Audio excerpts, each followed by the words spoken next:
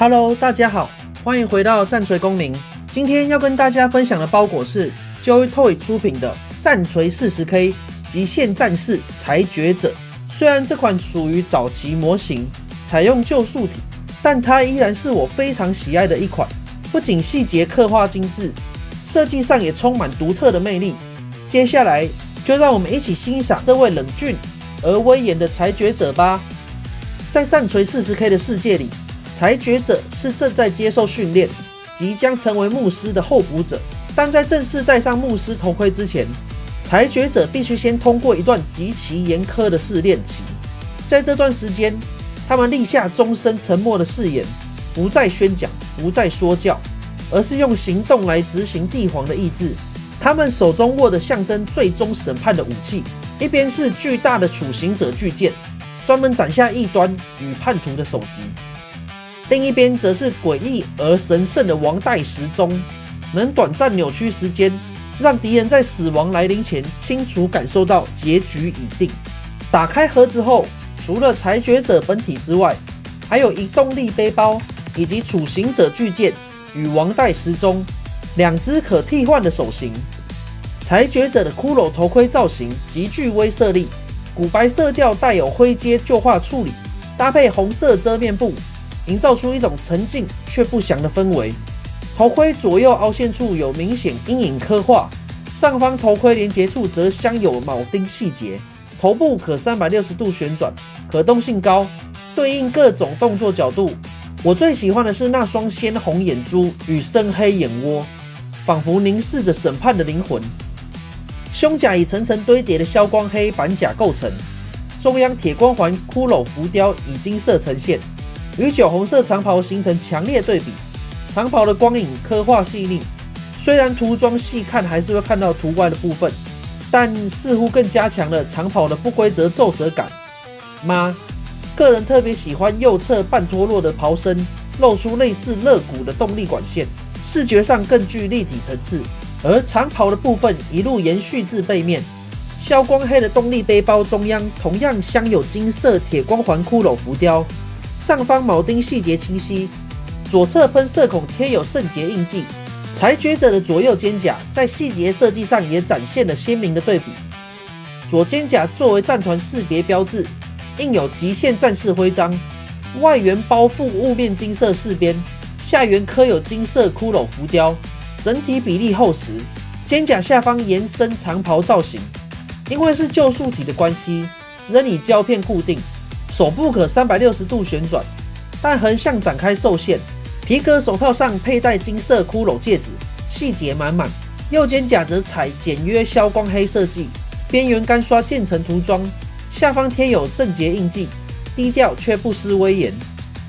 裁决者手持的处刑者巨剑几乎与模型等高，刀刃为深灰银色，边缘干刷勾勒高光，剑身刻有终点与极限两排拉丁文，象征审判的终极意志。剑柄粗壮，金色十字护手中央镶嵌铁光环骷髅，与底部造型呼应，整体散发出凶残与神圣交织的气息。另一件武器是王代时钟，造型如大型沙漏，由金属饰边包覆，饰边环绕骷髅浮雕，链条末端有十字骷髅，链条采微软胶材质，可随手部握持方向调整。腰部配有如冠军腰带般的特殊造型腰甲，中央金色铁光环骷髅浮雕与胸甲呼应，两侧延伸金属管线，左侧悬挂金色圣物夹，右侧软胶材质长袍不影响腰部转动，腰部可大幅旋转，但前后左右的摆动角度略小。后方挂有赦免者爆弹枪套与2包弹药包，战备感十足。下半身腿甲厚重且采不对称设计，左腿甲延续消光黑风格，右膝甲则刻有金色骷髅浮雕与尖刺饰边，延续整体长袍造型。裙摆长度约至脚踝，中间银色排扣排列整齐，分色清晰，是个人非常喜欢的小巧思。尽管裙摆为软胶材质，但因包覆范围广，腿部可动性受限，无法大幅度前后劈腿，左右开合幅度也有限，膝关节可弯曲超过90度，蹲姿仍可摆拍，腿部可内外侧转动，脚掌支援四方贴地，动态表现仍具可塑性。总的来说，这款裁决者虽然是早期的旧素体，但却是我特别喜欢的一款。冷峻的造型风格、长袍与涂装的细节，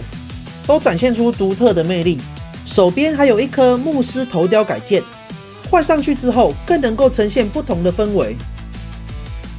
对我而言，唯一的缺点就是素体偏旧以及可动性偏差，但这并不影响它在我心中的地位。或许是因为我对这类黑色系充满狂热信仰的角色特别没有抵抗力吧。像我最喜欢的黑色圣堂，以及讲到烂掉的勒马特斯，甚至是相对低调的暗压守卫，外观造型虽然各有差异，但都散发着同样的宗教狂热与阴沉氛围。这种风格正好深得我心，算是比较属于个人偏好吧。